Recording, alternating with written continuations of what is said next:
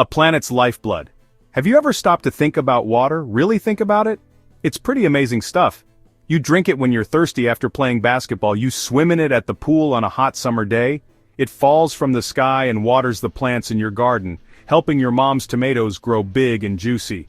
Water is, without a doubt, one of the most important things on our entire planet. In fact, you, me, your dog, that squirrel in the tree, we are all mostly made of water. It's the superstar ingredient for all life as we know it. Without water, our big, blue, beautiful planet would just be a dusty, lonely rock floating in space. Think about Earth from way, way out in space, like an astronaut would see it. What's the first color you notice? It's blue. Oceans, seas, giant lakes cover most of our planet's surface. This massive amount of water does more than just give us a place to go surfing. It shapes our land, carving out giant canyons like the Grand Canyon over millions of years. Water is a planet-sized superhero, and it's working hard for us every single second of every single day. But here's a cool science question for you. Is the water you drank today the same water that a dinosaur might have slurped up millions of years ago? Imagine the water cycle as the world's greatest roller coaster. But instead of a little cart on a track, our rider is a tiny drop of water. This water drop goes on an incredible adventure, a journey that repeats itself endlessly. It's a loop, a circle, which is why we call it a cycle. It doesn't really have a starting point or an ending point because it's always in motion. This journey takes water from the puddles on your street, all the way up into the atmosphere, then brings it right back down, to fill up the lakes, and rivers again. Let's break this amazing adventure down into 4 main steps. Think of them as the biggest, most exciting parts of the roller coaster ride. First, there's the big climb up, which we call evaporation. That's when water on the ground gets heated up and turns into a gas, rising into the air. Next, there's the part at the very top where things cool down and get interesting. We call this condensation. This is where that invisible gas turns back into tiny liquid droplets to form clouds. After the clouds have formed, they can't hold all that water forever. The next part of the ride is the big, fast drop. This last step of the journey is called collection. From these collection spots, the whole adventure is ready to begin all over again. Let's zoom in on the first amazing step of our water drop's journey: evaporation. This part of the cycle is like a magic trick. It's a disappearing act. Have you ever left a glass of water sitting out on a sunny windowsill for a few days? When you come back, you'll notice that some of the water is gone. Where did it go? It didn't just vanish. The sun, our solar system's giant power plant, beamed down its energy and warmed up the water. This added energy made the tiny water molecules so excited that they started bouncing around like crazy, broke free from the rest of the water and floated up into the air as a gas. This gas is called water vapor. It's completely invisible, which is why it looks like the water just disappeared. The biggest engine for evaporation on our planet is the ocean. Think about it. The sun shines down on the huge, wide-open surface of the Pacific Ocean. A massive amount of water is constantly being turned into water vapor and rising up into the atmosphere. Even plants and trees get in on the action, so evaporation is happening all the time, everywhere. It's the silent, invisible force that lifts water from the Earth's surface and carries it high up into the sky. Okay, so our water vapor is floating up into the atmosphere. What happens next? Well, as you go higher up, the air gets colder. Think about climbing a tall mountain. It's always chillier at the peak than it is at the bottom. The same thing happens with our invisible water vapor. As it rises, it starts to cool down. The sun's warmth, which gave it the energy to evaporate in the first place, gets weaker the farther away it gets from the Earth's surface. This cooling is a super important trigger for the next stage of the water cycle. As the water vapor gets colder, its tiny molecules start to slow down. Remember how they were bouncing around like crazy when they were warm? Now they're losing that energy. Instead of bouncing off each other, they begin to huddle together. Little bits of dust pollen from flowers, salt from the ocean spray. These particles are like tiny little meeting points for the cooling water vapor. You've seen this happen in your own kitchen. Imagine it's a hot day and you pour a big glass of ice-cold lemonade. What almost immediately appears on the outside of the glass? Tiny little droplets of water. When that warm, moist air touches the cold surface of the glass, the water vapor in the air cools down rapidly.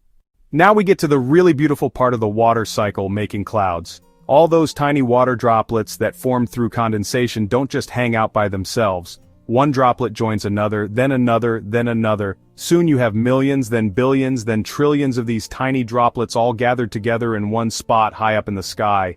When you get enough of them in one place, they become visible from the ground. And what do we call these giant visible collections of water droplets? Clouds? That's right, a cloud is not a big fluffy piece of cotton, even though it might look like one. It's actually a massive floating blob made of countless microscopic water droplets, or if it's really cold, tiny ice crystals. The next time you look up and see a big puffy white cloud drifting by on a sunny day, you can think, I'm looking at condensation in action. You are witnessing step 2 of the water cycle happening right before your very eyes.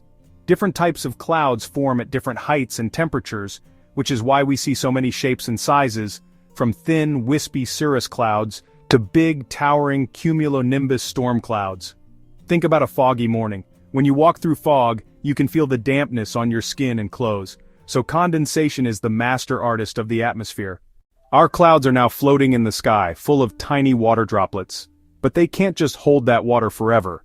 What happens next is like a balancing act. Inside the cloud, those little water droplets are constantly bumping into each other. As they collide, they merge together, forming larger and larger droplets. Think of it like tiny specks of dust slowly clumping together to form a bigger dust bunny under your bed. One droplet joins with another to become a slightly bigger droplet. Then that bigger droplet bumps into another one, and it gets even bigger. Eventually, these water droplets grow so big and heavy that the air can no longer hold them up. The upward drafts of wind that were keeping the cloud afloat aren't strong enough anymore. Gravity, the force that keeps you and me on the ground, takes over. The heavy water droplet starts to fall. When millions and millions of these heavy droplets start to fall from the clouds at the same time, we experience the third major step of the water cycle: precipitation. This is the moment the water returns to the Earth's surface. Precipitation is a general term for any form of water falling from the clouds. The most common form we all know is rain. When the air temperature is above freezing, 32 degrees Fahrenheit or 0 degrees Celsius, the water droplets fall as liquid rain. This is what waters our lawns. This fills our rivers. It's the life-giving drink that our planet needs. We've established that precipitation is just water falling from the sky, but it comes in more flavors than just rain and snow. Depending on the specific conditions in the atmosphere, precipitation can take on several different forms. Have you ever heard the weather forecast mention sleet? Sleet starts its life high up in the clouds as a snowflake. As it falls towards the ground, it passes through a layer of warmer air, which causes it to partially melt. But then right before it hits the ground, it passes through another layer of freezing cold air, causing it to refreeze into a tiny hard pellet of ice. Then there's freezing rain. Very tricky. Freezing rain actually falls from the clouds as a normal liquid raindrop. The air it falls through is just above freezing. However, the ground, the trees, and the power lines are at a temperature below freezing. So the very instant that the liquid raindrop hits a cold surface, it freezes on contact. This creates a smooth, clear layer of ice that can be very beautiful, but also very dangerous, making roads and sidewalks incredibly slippery. And let's not forget about hail. Hail is the bully of the precipitation world. It forms inside tall, powerful thunderstorm clouds where there are very strong updrafts, winds blowing upwards. A small piece of ice gets tossed up and down inside the cloud. Every time it goes up, it collects more supercooled water which freezes onto it, adding another layer of ice. Some hailstones can be as big as golf balls or even grapefruits. No matter its form though, the job of precipitation is always the same: to return water from the atmosphere back to the earth. The journey isn't over yet. After the rain has rained and the snow has snowed, all that water has to go somewhere.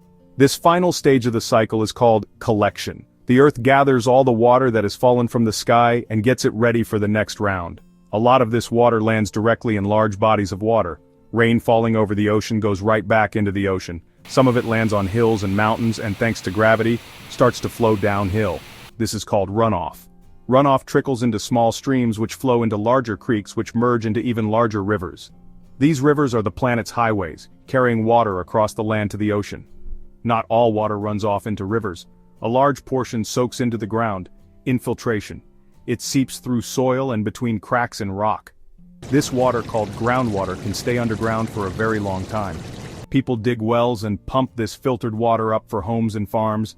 The sun shines on the surface of the ocean. Evaporation starts all over again. This completes the loop, connecting collection back to evaporation.